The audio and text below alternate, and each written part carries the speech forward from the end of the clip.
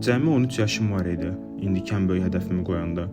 Heç nədən xəbərsiz, həyatın məni hara aparacağını bilmədən adi bir gündə demişdim. 22 yaşım tamam olana qədər illik $1 milyon gəlir əldə edəcəm. Demək asan idi, amma eləmək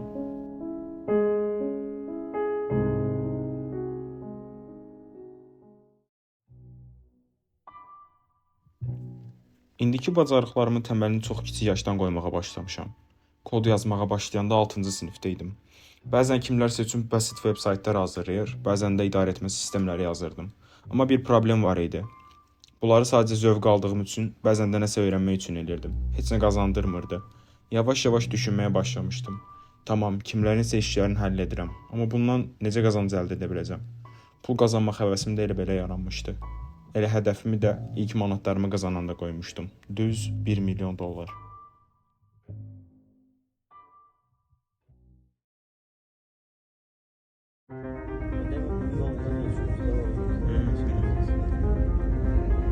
...2022-də universitet üçün hazırlaşmağa başladım. Xaricdə oxumağa qərar vermişdim. SAT, TOEFL və sair imtahanlara hazırlaşdım. Yaxşı nəticələr əldə etdim. Amma yenə də dayanmırdım o dönəmlər. Özümü tanıtmaq lazım idi, müştəri tapa bilmirdim. SMM səhifəsi açdım, dizayna maraq saldım, alınmadı. Universitetlərə göndərdiyim başvuruların hamısından müsbət cavab aldım. Dövlət təqaüd proqramını qazandım. Sonra yay tətili gəldi. Artıq yüküm azalmışdı deyə sadəcə istirahət etdim. Təqaüd artıqlaması ilə bəs edirdi öz xərclərimi qarşılamağa. Rahatlığına alışmışdım deyə hədəfimi də unutmuşdum. Ta ki ilk dərsimdən kəsilənə qədər. Kursum donduruldu, hər şeyi itirmiş kimi hiss edirdim artıq. Universitet xərclərini artıq özüm qarşılamalıydım.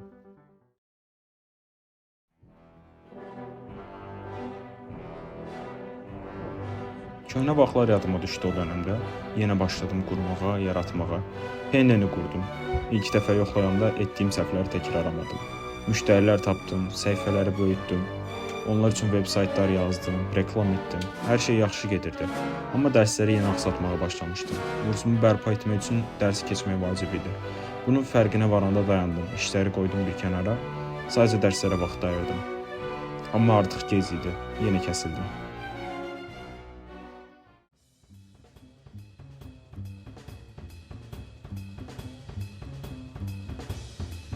İndi isə buradayam.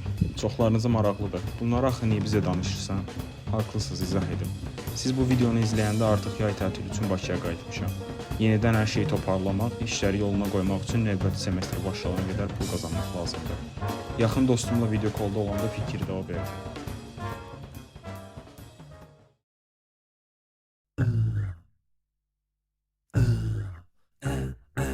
İçməkdən ürəyim ağzıma tıxlayıb. İçmədən ağzına tut qoy yerə. Paltar yuyuram elə bil, yarım litr çay var mədəmdə. Sən bizim paltar yuyan bu qədər içmir.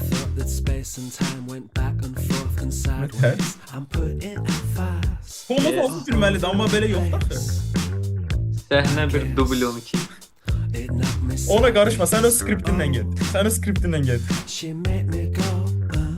Fuck you man. Hı? Fuck you. Hə brat, axırıncı imtahanımı da verdim. Səhərdə projektin demosu var idi, onu da həll elədim. İnşallah ayın axırı qayıdıram Bakıya. Nın axırı. Hə, nın axırı bu ayın. Mənim də imtahanlarım qutardı. Pul məsələsini nə edəcəyik? O heç nə, qışda danışdığımız proyektlər durur hələ də. Hansısa birinə başlaya bilərik, amma elə ağlımda bir fikir yoxdur hələ ki. Məndə bir şey var əslində, amma maraqlı bir şey.